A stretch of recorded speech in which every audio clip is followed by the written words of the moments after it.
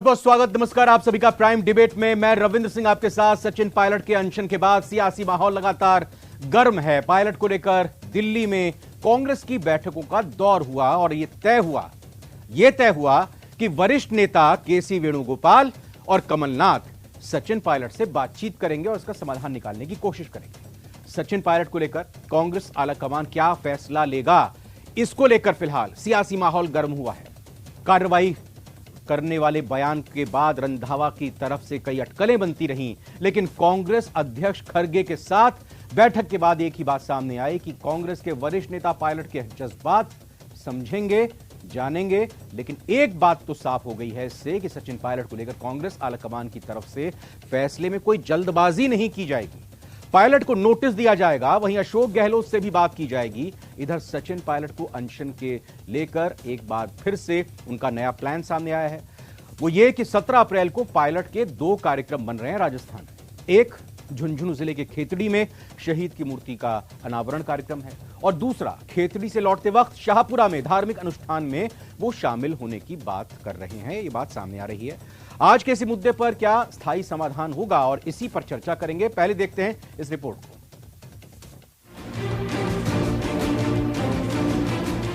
सचिन पायलट पर घमासान, बातचीत करेंगे वरिष्ठ नेता।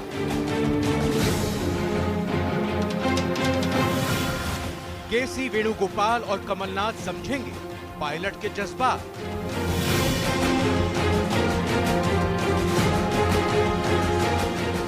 कांग्रेस के वरिष्ठ नेताओं की पहल से बन जाएगी बात। सचिन पायलट को कोई नोटिस नहीं दिया जाएगा। पायलट के खिलाफ एक्शन की संभावना कम।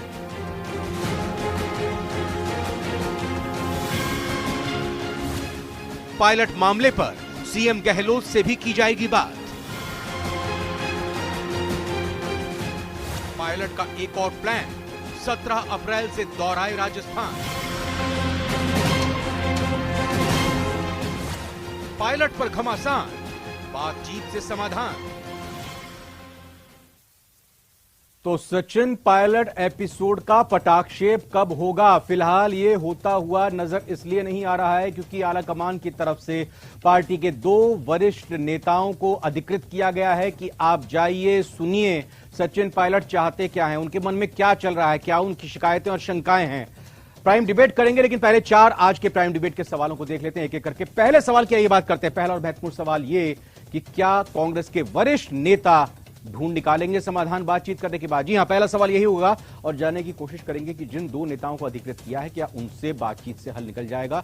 और दूसरा सवाल यह कि बातचीत से मसला का हल क्या पूरे तरीके से निकल जाएगा या फिर कुछ ना कुछ रह जाएगा। तो दूसरा सवाल महत्वपूर्ण यही, जिस पर चर्चा करेंगे कि बातचीत से आसानी से इस मुद्दे को सुलझा लिया जाएगा। और तीसरा महत्वपूर्ण सवाल, पायलट मुद्दे का स्थायी समाधान होगा क्या, या फिर वही जो पिछले लंबे समय से यही चला रहा है कि कभी कोई नाराज होता है तो कभी कोई धड़ा अपनी जीत बताता है। तो क्या इसका समाधान स्थायी तौर पर, परमानेंट तौर पर निकल पाएगा आगामी विधानसभा चुनाव को देखते हुए, क्योंकि बहुत जरूरी। और तीसरा महत्वपूर्ण सवाल, डिले टैक्टिस, क्या ये बड़ी रणनीति है? डिले टैक्टिस मतलब मामले को आगे आगे आगे और आगे खींचते चले जाएं, समय परचेज करते जाएं और फिर एक समय ऐसा आए तब किसी के पास भी ज्यादा कुछ कहने सुनने को ना हो और चुनाव की तारीखों का ऐलान हो जाए।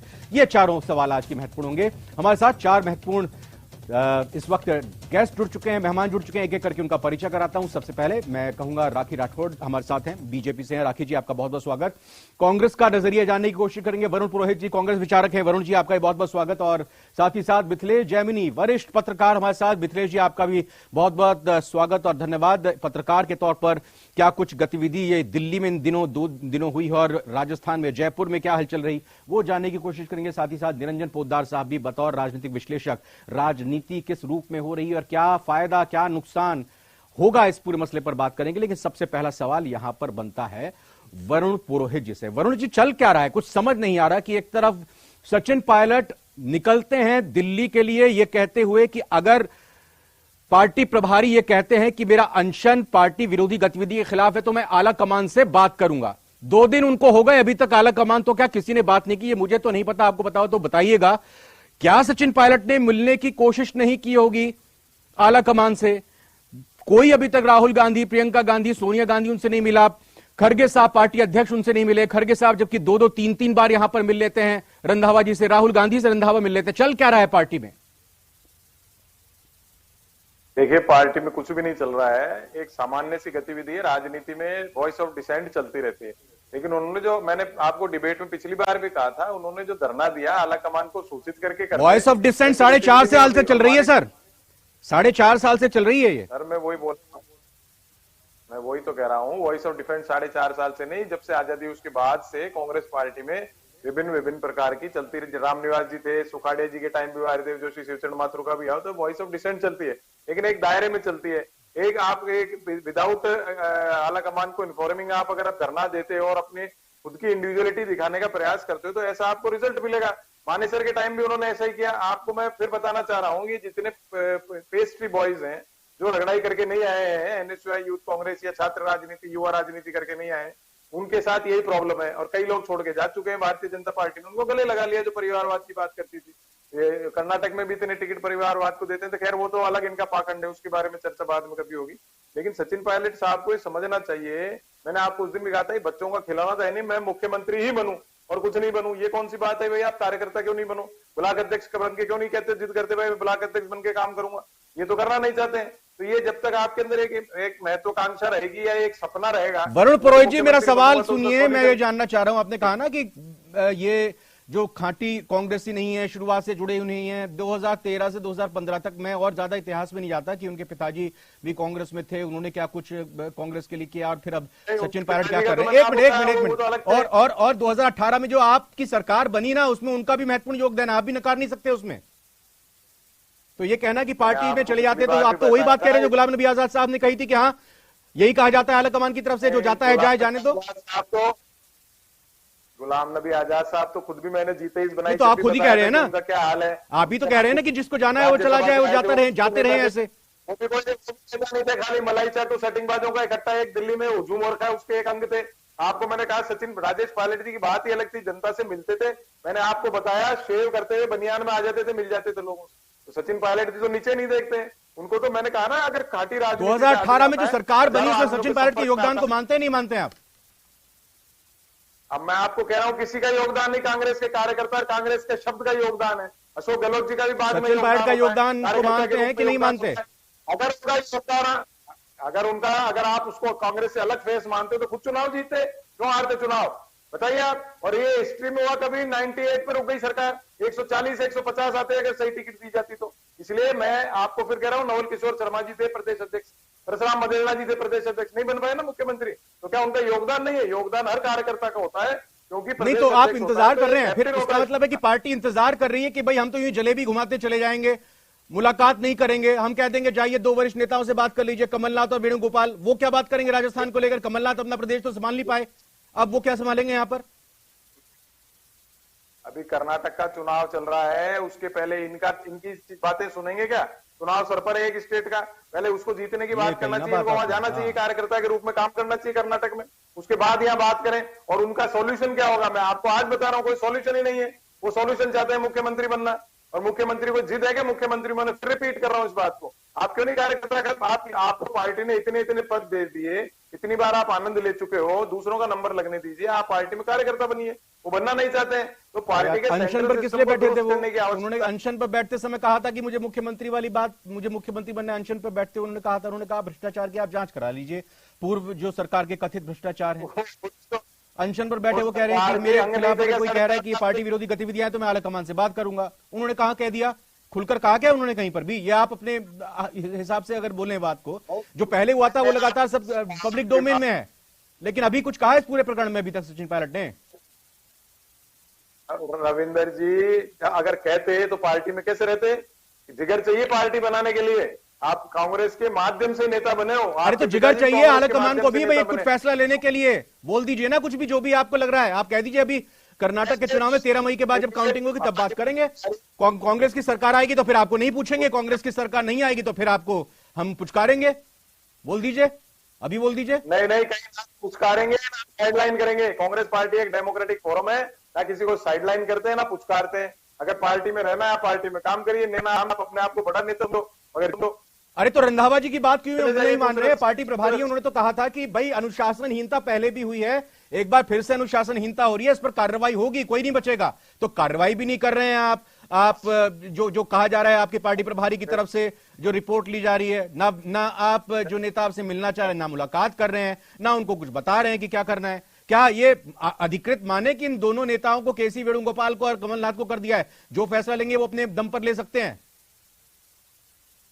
मानेसर के बाद भी, मानेसर कांड हुआ था उसके बाद भी कमेटी बनाई गई थी अहमद पटेल साहब हुआ की। क्या उसका? उसके देखिए, अगर आप हुआ क्या यही उसका? तो मैं कह रहा हूं, कमेटी बना दी। अगर आप मेरी बात सुन लो, आप पूरी बात तो सुन लो रविंदर जी। बोलिए। अगर कमेटी बनाई है तो अपना पक्ष रखेंगे उसके समक्ष में। अगर वो जो रिपोर्ट देंगे आला कमान को, उसके अनुसार निर्णय होगा। अब इन्होंने अगर जब आला कमान के निर्देश को नहीं मान रहे हो आप, तो आला कमान से कैसे आप एक्सपेक्ट करते हो कि आला कमान आपको नहीं टाइम देगा? वरुण जी, प्रभारी ने किससे मुलाकात की? पार्टी प्रभारी ने किससे मुलाकात की? किससे मुलाकात की पार्टी प्रभारी ने? तो कई बार कहा। किससे मुलाकात की पार्टी प्रभारी ने? मल्लिकार्जुन खड़गे से की? राष्ट्रीय अध्यक्ष हैं वो, नहीं है? राहुल गांधी से की? आपकी पार्टी के सर्वे सर्वा है, नहीं है? तो सचिन पायलट को आप कह रहे हैं कि भाई जाइए, केसी वेणुगोपाल से बात कर लीजिए, कमलनाथ से बात कर लीजिए। अरे समय नहीं है क्या आपकी पार्टी के? अरे तो वो जो कार्यकर्ता जो अपना कुछ भी पक्ष रखना है तो प्रभारी महामंत्री के पास रखेगा। उसकी नहीं सुनेगा तो आला कमान उसको साइडलाइन करेगा प्रभारी महामंत्री को।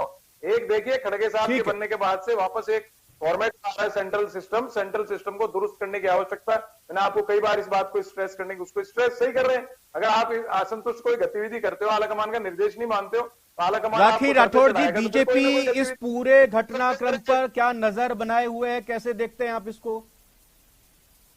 देखिए, निश्चित तौर पे नजर इसलिए बनाए हुए हैं क्योंकि इनकी आपसी टकराव से जो पिछले 4.5 साल से चल रहा है, राजस्थान की जनता जो है वो सफर कर रही है, क्योंकि मुख्यमंत्री जी का सिर्फ और सिर्फ झुकाव अपनी सीट को बचाने के लिए। और आपने एक सवाल पूछा कि इस एपिसोड का कटाक्ष कब होगा। ये खत्म तब होगा जब इस सरकार की विदाई होगी, उससे पहले ये खत्म हो नहीं सकता। क्योंकि इससे पहले भी हमने देखा कि 25 सितंबर को जो एपिसोड हुआ पिछले साल, उसके बाद केसी वेणुगोपाल जी ने कहा था कि 2 दिन के अंदर मुख्यमंत्री का डिसीजन हम कर देंगे। उसके बाद रंधावा जी ने भी कई बार स्टेटमेंट दिए कि हम संगठन को पूरी तरह से बना देंगे। लेकिन किसी भी स्टेटमेंट आप बताइए ग्राउंड पर हुआ क्या? अभी भी संगठन जो है वो कंप्लीट नहीं है इनका। 2 दिन में मुख्यमंत्री डिसाइड करने वाले। इसीलिए अब देखिए, अब आप ये कह रहे हैं कि जो नए 2 नेता हैं वो डिसाइड करेंगे, वो ये तय करेंगे, ये मालूम करेंगे कि पायलट के मन में क्या है। अरे सर, उनके मन में क्या है तो पूरे राजस्थान की जनता जानती है। 4.5 साल में इतनी बार बोल दिया उन्होंने कि वो क्या चाहते हैं। और अभी भी कांग्रेस पार्टी में इतना डिफरेंसेस हैं कि वो एक फिर से नेता लगा रहे हैं जिससे कि वो पूछे कि क्या चाहते हो। सबको मालूम है रविंद्र जी, और ये एपिसोड खत्म हो ही नहीं सकता। जिस तरह की महत्वाकांक्षा है इन लोगों की, कर्नाटक का चुनाव उस तरीके से काम नहीं हो सकता। और ये कह रहे हैं चुनाव कि से पहले, ऐसे अरे नेता सर, बहुत सितंबर में भी हुआ, आते हैं चले जाते हैं, ये भी कह रहे हैं। सितंबर में इशू हुआ, उससे पहले 2020 के अंदर भी हुआ, और बीच बीच में ये कोरोना, गद्दार, नकारा, निकम्मा, ये तो एक्स्ट्राज हैं जो कि होते रहते हैं। तब क्या कर्नाटक चुनाव थे क्या? लेकिन प्रॉब्लम क्या है? देखिए, बेसिक प्रॉब्लम जो कांग्रेस की है वो सेंटर की कमजोर लीडरशिप है। वो कमजोर लीडरशिप ही कारण है कि मानेसर जाके इनके लोग बैठे। वो कमजोर लीडरशिप ही है कि 25 सितंबर को आला कमान के आदेश के बाद भी एमएलए की इतनी हिम्मत होगी कि वो पहुंचे नहीं। और 25 सितंबर अब जो आला कमान की जो कमजोरी है उसी की वजह से ऐसा है कि पायलट जो है वो उनकी बातों को नहीं मान रहे हैं। उन्होंने किसी भी तरह के आदेश निकाल दिए, कोई मानने को बीजेपी जैसी मजबूत लीडरशिप ये बात तो नहीं है माननी कांग्रेस पड़ेगी कि मजबूती नहीं है सेंटर की तरफ, इसीलिए प्रॉब्लम आती है। इसीलिए कोई नेता जो है इनकी बात मानने को नहीं चाहता। देखिए रविंदर जी, राखी जी तो बड़ी सम्माननीय नेता है, जनप्रतिनिधि है, कई बार अपने रिकॉर्ड तोड़ के चुनाव जीती हुई है। अगर आप इनके पास आधी रात को भी जाओगे तो मिलती है कि नहीं मिलती है, और बड़ी सहजता से मिलती है। तो ये चीज सचिन पायलट साहब को राखी राठौड़ जी से सीखनी चाहिए। अगर आप जनप्रतिनिधि हो, जनता आती है तो आपको मुंह चा करके नहीं, साथ में मिलना चाहिए, साथ में। कांग्रेस की आला कमान को किससे सीखना चाहिए? हाँ, वो बताइए, वो किससे सीखे? वो मैं पहले ही बोल चुका राखी जी, आपने वो रिपीट कर दिया। सेंट्रल सिस्टम को दुरुस्त करने की आवश्यकता है और वो हो रहा है। तो बताइए, कमजोर है, कमजोरी तो बता दीजिए सर। ने कहा कल भी, उनकी बात कोई मानता नहीं है राजस्थान में, आज नहीं 4.5 साल से कोई नहीं मान रहा है बात उनकी। जी, सेंट्रल सिस्टम स्ट्रांग होता तो आप मोदी जी का नाम ही नहीं ले पाते 9 साल से। ये मैं आपको बता रहा हूँ, सेंट्रल सिस्टम स्ट्रांग होता तो मोदी जी का नंबर ही नहीं लगता। जनता ले रही है और जनता के बीच में उनका नाम चाहिए। मेरे नाम लेने से कुछ नहीं होगा, जनता लेती है और वही कवच है उनका, और इसीलिए जीतते हैं हम लोग। तो सर आप तो अपनी बताइए, सेंट्रल जो लीडरशिप है उसको स्ट्रांग कर पाएंगे कि नहीं कर पाएंगे, ये बताइए। नहीं खत्म होगा सर रविंद्र जी, ये प्रॉब्लम खत्म नहीं होगी, क्योंकि ये तब तक खत्म नहीं होगी जब तक मिथिलेश जैमिनी जी, क्या सचिन पायलट का कद पार्टी आलाकमान की नजरों में कम हो गया है कि वो अब 2 दिन से आए हुए हैं इस इंतजार में कि मुलाकात करें, लेकिन उनसे कोई मिलने को तैयार आलाकमान के पार्टी के अध्यक्ष नहीं हुए, जबकि पार्टी प्रभारी से मुलाकात राहुल गांधी की भी हुई और पार्टी अध्यक्ष की भी हुई। उनके मुलाकात के लिए, उनकी बातचीत करने के लिए आपने कमलनाथ और वेणुगोपाल जी को आगे कर दिया। मिथिलेश जैमिनी साहब, मिथिलेश जी सवाल मिला आपको? ठीक है, यही सवाल अगर आप सुन पाए हो निरंजन जी आपसे करूंगा मैं। रविंद्र जी, आपको मैं बताऊं, आज जिस तरीके से दिल्ली के अंदर हलचल थी और जो हम देख रहे हैं कि सचिन पायलट जी भी कहीं ना कहीं थोड़े नरम है और आपके जो राजस्थान प्रदेश प्रभारी रंधावा जी हैं वो भी कहीं ना कहीं उनके भी सुर नरम है। मतलब कहीं ना कहीं कुछ ना कुछ तो बातचीत चल रही है। लेकिन यहाँ पे जब मैं आपके टीवी चैनल के ऊपर इस डिबेट में देखता हूं तो जिस तरीके से पार्टी के प्रवक्ता बोल रहे हैं, मुझे ऐसा लग रहा है कि जिसे चाय से ज्यादा चाय की कितली गर्म है। तो थोड़ा सा मेरे को ये चीज देख करके आश्चर्य भी लग रहा है, क्योंकि ऐसा नहीं है कि पार्टी ने ही सचिन पायलट को सब कुछ दे दिया है, सचिन पायलट ने पार्टी को कुछ नहीं दिया है। देखिए ऐसा है, सचिन पायलट जिस कम्युनिटी से आते हैं और जिस राजनीतिक विरासत से आते हैं, उस राजनीतिक विरासत में केवल राजस्थान ही नहीं, कल भी मैं आपको कह रहा था कि 3 प्रदेश प्रभावित होते हैं, पश्चिम उत्तर प्रदेश, हरियाणा और राजस्थान। और इसके साथ आप ये मान के चलिए कि जिस तरीके से 2018 के अंदर सचिन पायलट जी ने मेहनत करी और जो सीटें जिता करके लाए, वो आप देखिए कौन कौन सा क्षेत्र है। वो क्षेत्र है जहां सचिन पायलट जी की कम्युनिटी प्रभावी रूप से, आप ये मान के चलिए, राजनीतिक रूप से जागरूक है। तो इस चीज को आप एकदम इस तरीके से नकार नहीं सकते कि भाई पार्टी ने ही उठा करके और उनको सिरमोड़ दे दिया। इससे कहीं ना कहीं मेरे हिसाब से एक आम कार्यकर्ता को भी गलत संदेश जाता है कि पार्टी हर किसी को दे देता है, यानी कि पार्टी बिना किसी करने वाले व्यक्ति को भी पारितोषिक दे देती है। तो पहली बात तो ये। दूसरी बात, अगर सचिन पायलट जी कुछ प्राप्त करना चाहते हैं तो आप इस चीज को समझिए, जिस समय उन्होंने मानेसर वाला काम किया था उसके बाद में उनका डिमोशन हुआ, प्रदेश अध्यक्ष भी हटाए गए और उप मुख्यमंत्री पद भी हटाए गए। ये उनको उसकी सजा मिल चुकी है। लेकिन अब वो ये तो चाहते हैं ना कि आगामी चुनावों में कम से कम उनकी एक भूमिका हो। मुझे भी नहीं लगता कि वो चुनाव से 4 महीने पहले, 5 महीने पहले कोई मुख्यमंत्री का पद चाहते होंगे। मुझे भी ऐसा लगता है कि उनको ऐसा। आपसे बात करना चाह, सवाल करना चाह रहा था, तो अब बात यहां आगे बढ़ी है इस चर्चा में कि यह बात सही है ना, इस तरफ मुख्यमंत्री की तरफ से सचिन पायलट के मामले में कुछ खुलकर कहा जा रहा है, हिदायत दी गई है भाई अपने मंत्रियों को भी कि कुछ ज्यादा ना बोले, कुछ भी ना बोले इस मामले पर। सचिन पायलट ने भी किसी तरह से अपनी इच्छा जो पहले गाहे बगाहे सामने आती थी या दबी छुपी निकल कर आती थी, वो अभी तक उन्होंने जाहिर नहीं की। उन्होंने भ्रष्टाचार की बात कही, कथित भ्रष्टाचार की बात कही। पार्टी के 2 आला नेताओं को आपने लगा दिया बातचीत के लिए। ये बताइए, ठीक है, लेकिन हल निकलेगा क्या सर? 4.5 साल से जिस समस्या का समाधान नहीं निकला, हल निकलेगा क्या? और बीच का रास्ता अगर निकलेगा क्या, दोनों पक्षों को मंजूर होगा वो?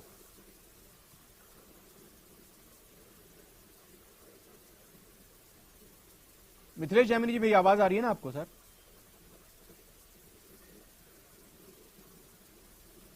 मिथिलेश जैमिनी साहब, मेरी आवाज मिल रही है सर आपको?